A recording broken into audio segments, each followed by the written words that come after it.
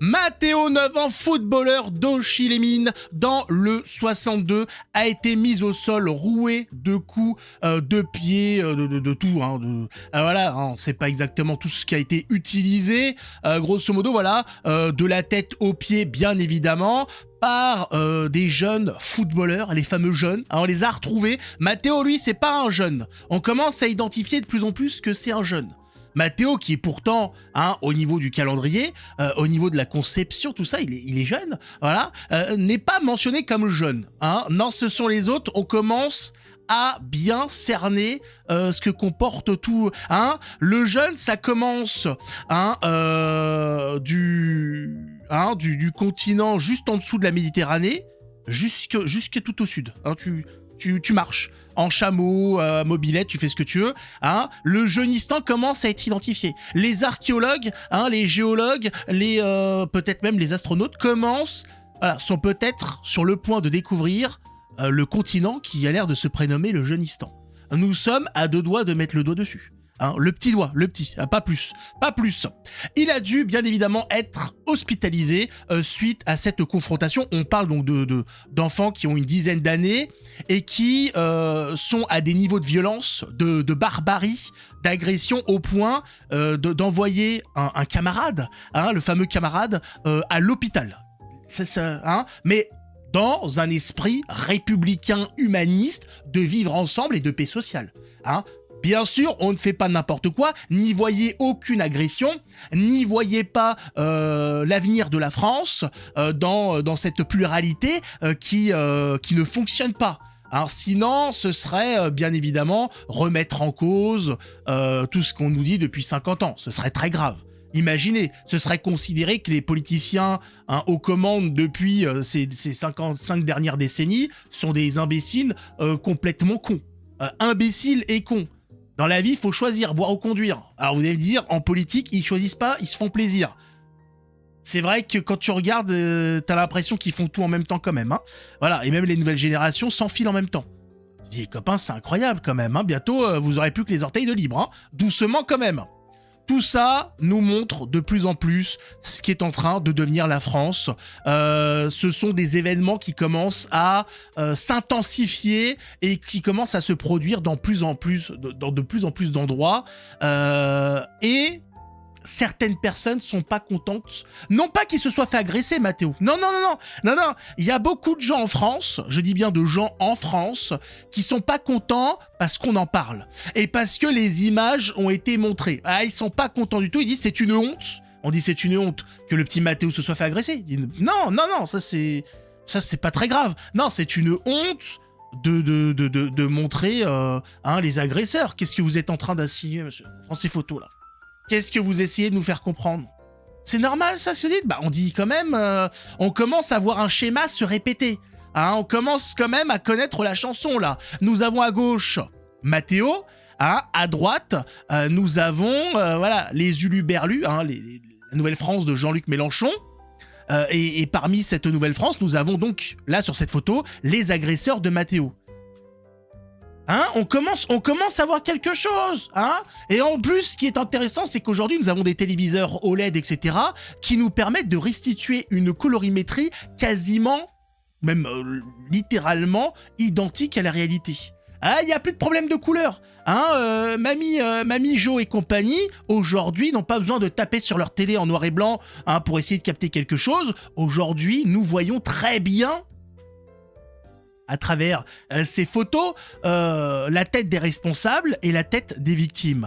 Et malheureusement, j'en suis peiné pour nos amis de gauche, mais malheureusement, c'est un schéma qui se voit trop souvent. Trop souvent, malheureusement. Alors, bien évidemment, face à la réalité, il y a des gens qui essayent de rattraper tout ça. On va regarder un petit peu ce qui s'est passé. On va regarder aussi les réactions, comment tout ça est récupéré ou pas, comment il est évité ou pas, comment c'est titré, comment tout le monde s'en sort face à cette affaire, qui malheureusement montre encore une fois que être français en France, ça devient dangereux. En plus, il s'appelle Matteo.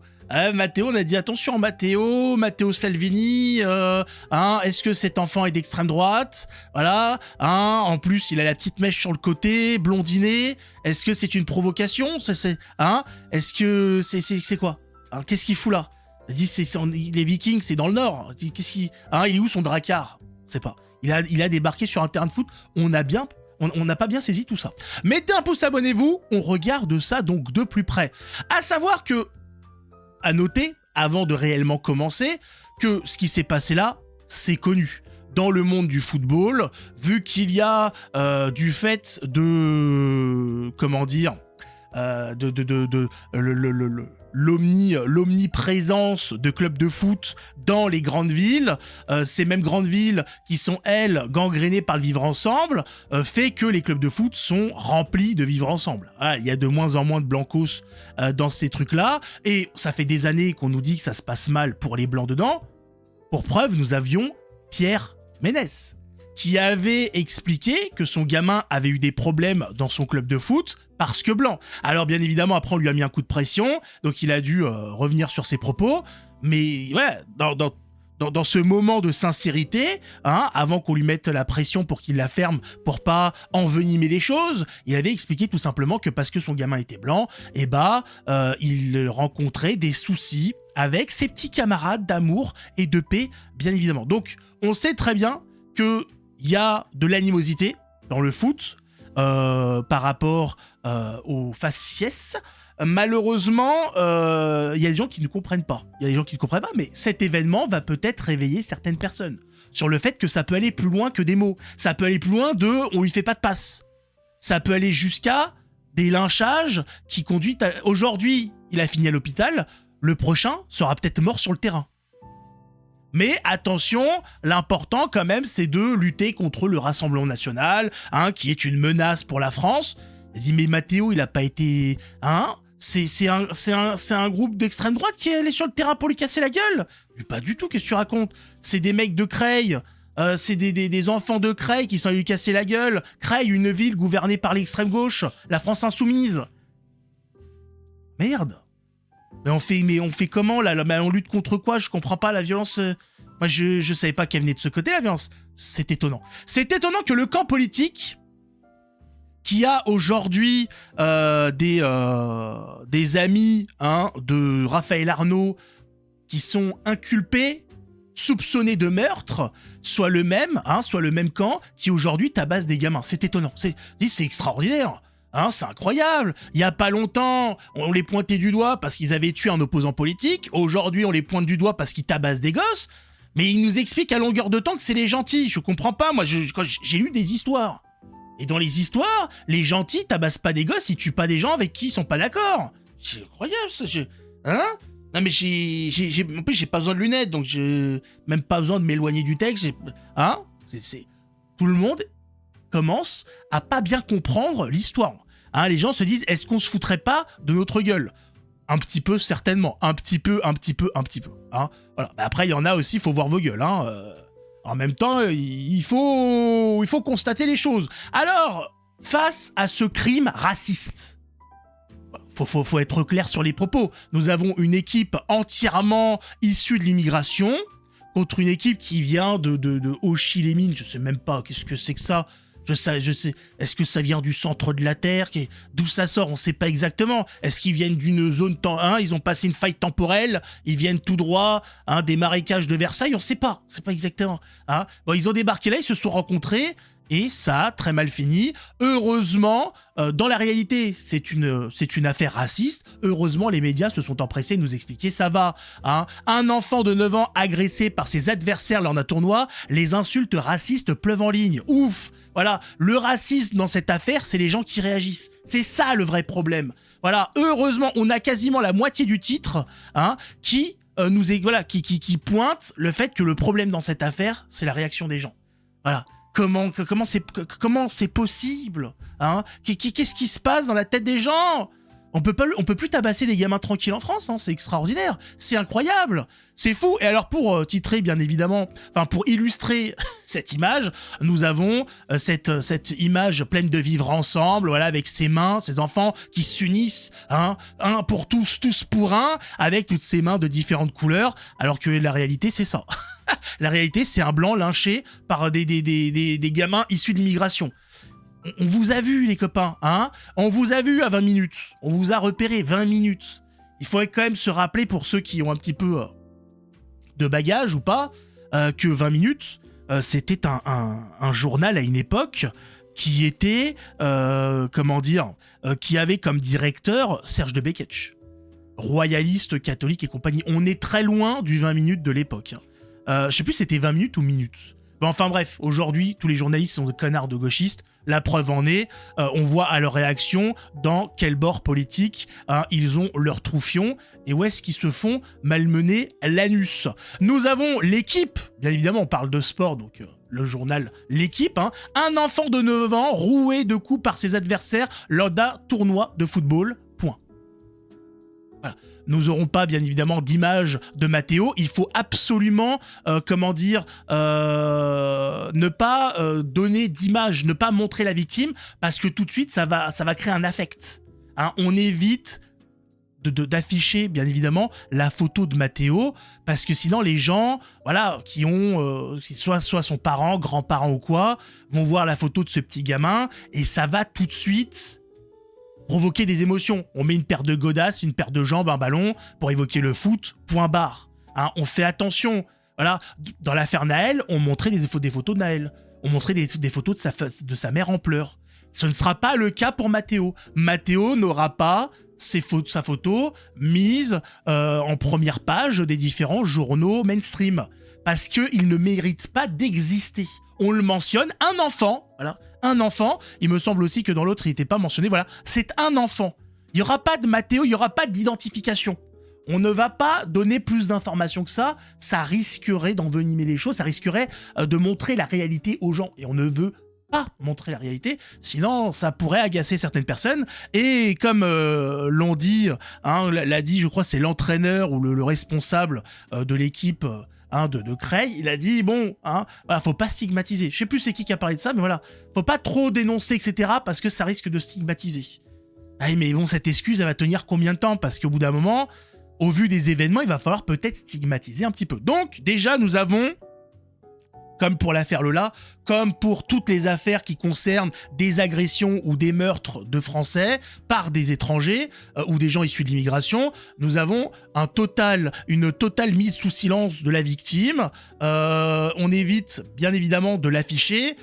Ça va être la pression populaire qui va faire qu'ils vont finir par mettre le visage de Matteo ou pas.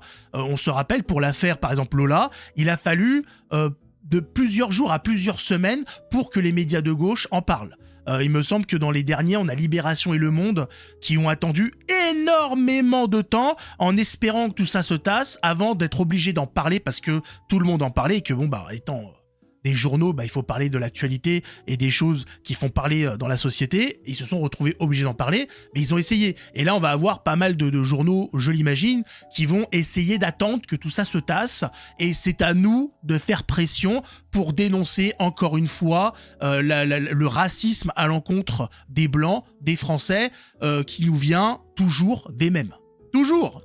Il n'y a pas à chercher midi à 14h. Les Blancs ne se plaignent pas de leur de leur échange, par exemple, avec les Asiatiques ou avec je ne sais quel, je sais pas, avec des Anglais. Ah, même si les Anglais sont des connards, voilà. Mais bon, ils sont respectueux. Hein, il y a un minimum de civisme de leur part, etc., etc. On sait d'où vient le problème. Certains ne veulent pas le voir. Donc, qu'est-ce qu'on a face à ça? On a, bien évidemment, les réactions des parents, voilà, qui dénoncent l'attitude honteuse du club de Creil. Bon, bah ça, oui, bah, c'est une ville où les gens ont voté pour la France insoumise. Hein, voilà, c'est des gens qui s'enculent entre eux, certainement, voilà, qui baissent des chèvres. Qu'est-ce que tu veux attendre, hein? Est-ce que t'as vu la gueule des gosses? Tu veux faire quoi, là? Hein, tu veux dénoncer quoi? Voilà. Alors, certaines personnes se demandent pourquoi Creil est encore visible. Hein. Pourquoi ça existe encore? Mais parce qu'il y a des conventions, les amis. Il y a des conventions, et puis, supprimer une ville, ça coûte de l'argent.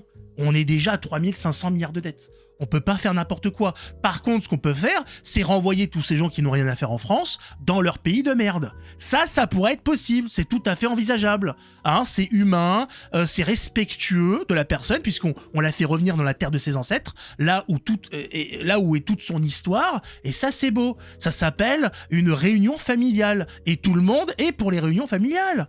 Donc ça, c'est beau. Ça, on peut. Voilà.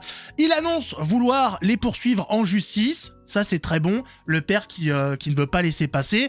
On n'est pas dans le discours de pas de récupération, laissez-nous tranquilles. Tout ça, c'est du passé. Voilà. Hein, non, mais attendez, vous n'aurez pas ma haine. Non, aujourd'hui, c'est... Voilà, on dénonce. Ce qui s'est passé est... horrible, c'est inhumain, c'est inadmissible, il faut qu'il y ait des gens qui payent. Voilà, nous on n'est plus dans la paix et l'amour, non, mais attendez, faut les comprendre, ferme ta gueule, tout simplement. Le discours de gauche, malheureusement, ne fonctionne pas. Nos amis qui attendaient, nos amis, c'est lesquels, qui attendaient bien évidemment le pas de récupération, etc., ça se passe très mal.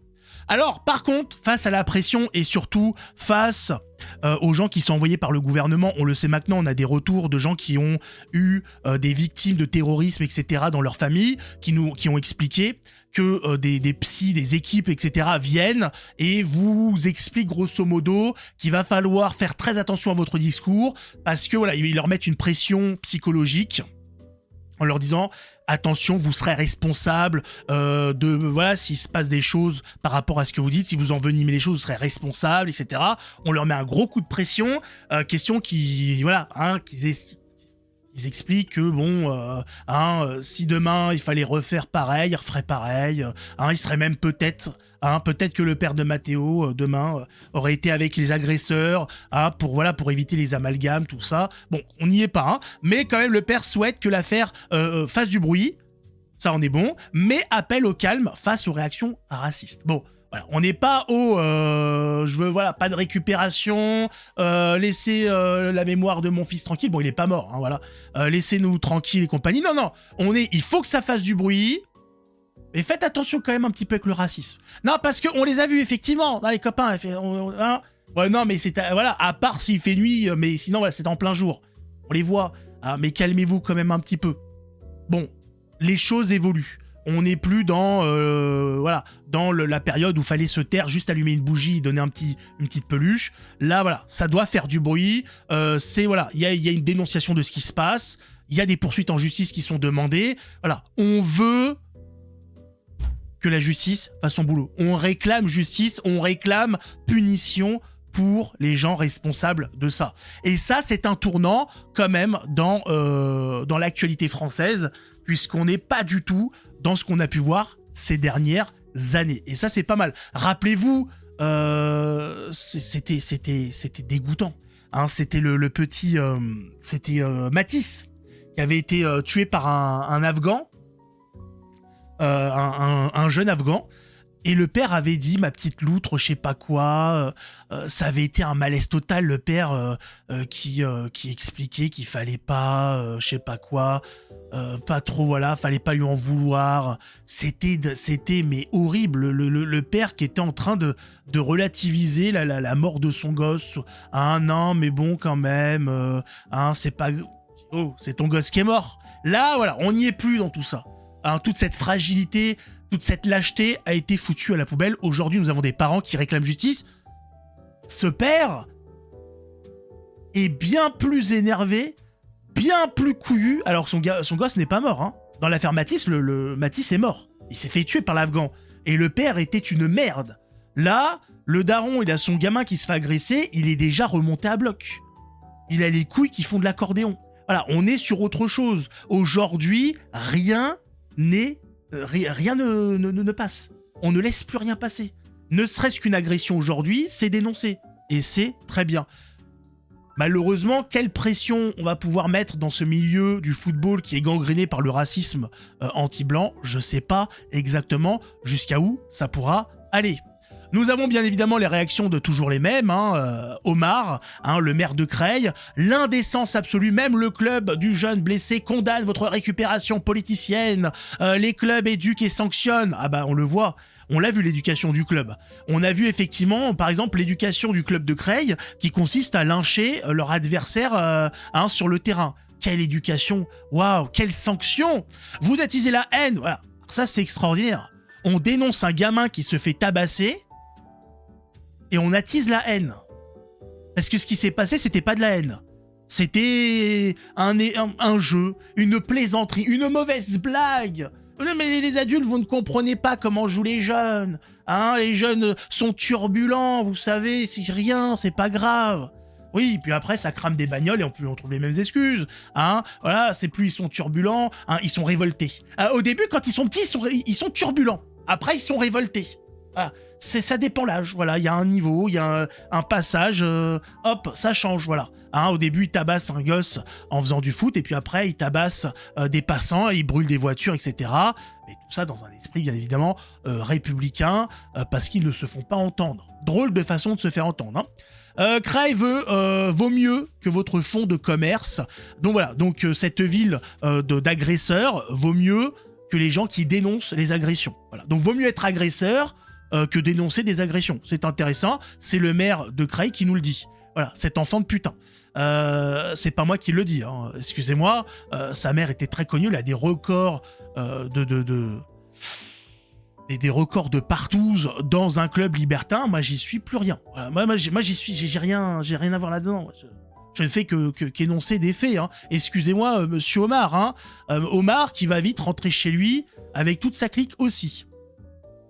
Donc, pas un mot du maire d'LFI sur l'agression en elle-même. Non, il est trop occupé à dénoncer les gens qui s'offusquent qu'un gamin se fasse agresser. Ça peut pas être partout. Voilà. Pour le maire de Creil, le scandale dans cette affaire, c'est qu'il y ait des gens qui s'offusquent que Mathéo se soit fait agresser. Il dit, qu'est-ce qui vous arrive, les copains? C'est un blanc. Ça va. Il y a un... Voilà, on n'en fera pas une. Si ça avait été un immigré, attention, là on aurait dénoncé le racisme, l'esprit colonialisme, la montée du Front National, voilà, le fascisme. Bon, c'est un blanc qui se fait lyncher par des gens issus de l'immigration. C'est une marelle qui a mal tourné, tout simplement. Kolamaya, voilà, version 2026. Mais rien de très grave. Arrêtons. Voilà, vous avez cette manie de vous placer comme des victimes, les fâchlards. Si vous vous rendez compte, un Mathéo qui se fait passer pour une victime, qu'est-ce que c'est que ça, Mathéo? Alors, t'es un petit peu un connard, Mathéo, Pauvre petit blanc totalement opprimé par la société étrangère au pouvoir. Sautarel répond très bien à ça, le racisme anti-blanc n'existe pas, c'est factuel. Un enfant de 9 ans peut être lynché, mais il ne subira pas la discrimination au logement, donc il n'y a pas mort d'homme. On se plaint de quoi? C'est vrai ça. Mathéo, certes, va se faire agresser dans la rue, peut-être tué aussi par des gens issus de l'immigration, mais vu qu'il n'aura pas de problème pour se faire embaucher, pour avoir un logement, qu'est-ce qu'il y a à dénoncer? Franchement, qu'est-ce qu'il y a à dénoncer? Rien. Il n'y a pas de problème en France. Mathéo, il se plaint de quoi? Alors, il est logé et nourri. Quel est le souci? C'est extraordinaire, ces gens qui essayent de trouver des arguments comme ça. Alors, donc ils ont raison, nos amis. Ils ont effectivement raison. Tout va bien. Ça va aller. Pour finir, voilà, imaginez vivre dans un pays où simplement relever l'origine ethnique d'auteur d'une agression est aussi grave que l'agression elle-même. Non, c'est plus grave. On le voit. C'est carrément sur ça qu'a répondu le maire de Creil. Lui, ce qu'il a touché dans cette affaire, c'est que les gens aient relevé qui étaient les agresseurs. Et ça, c'est impardonnable. Impardonnable. Au point où l'équipe de la ville s'excuse de la stigmatisation de l'autre. On est là, c'est effectivement les autres, ils essayent de calmer les... Il y a des pressions, bien évidemment, qui sont faites sur les présidents des clubs, etc., où ils doivent absolument calmer tout ça, parce qu'on leur dit, ça va finir en émeute, ça va finir... voilà, est-ce que vous avez envie que votre ville se transforme en zone de guerre et compagnie? Tous les moyens sont bons pour tasser tout ça très rapidement, sauf que la guerre, elle y est. On a un gamin qui s'est fait lyncher par des individus qui n'ont rien à faire sur le territoire français. Il y a quelque temps, on appelait ça une invasion. Quand on avait des gens issus d'un autre pays qui débarquait sur le tien et tabassait les tiens, ça s'appelait une invasion, et normalement, il y a une réponse qui est demandée. Aujourd'hui, on te dit non, c'est la Nouvelle-France, qui se chamaille, qui se cherche, voilà, qui se dispute, mais, vous savez, c'est comme dans les couples, regardez Quatennens, voilà, t'es pas à l'abri de mettre une petite claque à ta femme, c'est normal à gauche, de tabasser sa femme, voilà, il y a eu des chanteurs aussi, qui, bon, ils l'ont tué, mais voilà, mais c'est quand, bon, c'est peut-être qu'elle avait aussi cherché, on sait pas, comprends pas, voilà, mais il faut relativiser les choses, ça va, un blanc se fait lyncher, on va pas en faire toute une histoire, franchement, ça va, il est pas mort. Il a même pas été foutu de faire mieux que Thomas et les autres. Au moins, eux se sont fait tuer par ces gens issus d'immigration. Il a même pas fait le boulot jusqu'au bout, le gars. Il est vivant. Il est nul. Mais il est complètement naze, ce gosse. J'espère qu'au foot, il est meilleur. On l'espère. Donc voilà un petit peu comment ça se passe en France. Donc il y a clairement deux camps qui sont en train de se dessiner, c'est-à-dire les gens qui dénoncent les agressions et les gens qui dénoncent ceux qui dénoncent les agressions parce que de plus en plus, majoritairement, ce sont toujours les mêmes qui agressent, qui pillent, qui foutent le bordel. On l'a vu à la soirée de la victoire du PSG et on va le voir encore. Il y a quelque chose qui s'annonce de merveilleux. Le même soir, il y a plusieurs événements sportifs qui vont faire de la France un genre de phare lumineux sur ce que produit l'immigration. Ça va être les flammes des voitures qui brûlent, etc. vont montrer à la face du monde ce que ça fait de recevoir tout et n'importe quoi sur son territoire. Ça va être fabuleux. On a d'y être. En attendant, courage à Matteo, qui malheureusement, face à cet échange, va virer à l'extrême droite, malheureusement.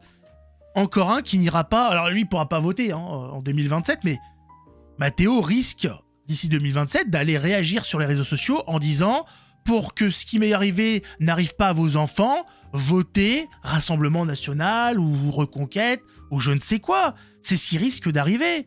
Il risque d'appeler à voter l'extrême droite pour faire barrage contre la haine. Mais la haine venue de l'immigration, celle qui aujourd'hui tabasse des enfants blancs qui sont simplement là à vouloir passer un bon moment dans un moment sportif. Je rappelle que le sport, les rencontres sportives ont été créées pour pallier à la guerre. C'est-à-dire au lieu de s'affronter, de faire les fifous sur avec des épées, des armes et compagnie, on s'affronte sur le terrain sportif. Dans un esprit coubertin. Bon, on voit aujourd'hui que tout ça est en train de changer drastiquement. Et c'est toujours les mêmes. Il faut le dire. Sur ce, mettez un pouce, abonnez-vous. Soutien à Matteo, bien évidemment. On va dénoncer tout ça. On va faire du bruit sur cette affaire pour dénoncer ce qui est déjà... ce qui est déjà de trop. Ce qui devrait déjà être réglé depuis longtemps. Il faut absolument que ces gens rentrent chez eux avant qu'il ne soit trop tard. Trop tard. Parce que quand ce sera trop tard, ça va mal se passer. On l'a dit, quand on regarde l'histoire de France, il y a un moment où on bascule.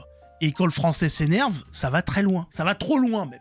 Donc, pour que les choses s'apaisent le plus rapidement possible, rémigration, et comme ça, chacun sera tranquille chez soi. On est tous d'accord. Sur ce, on se retrouve dans une autre vidéo. Des bisous, à la prochaine. Ciao tout le monde.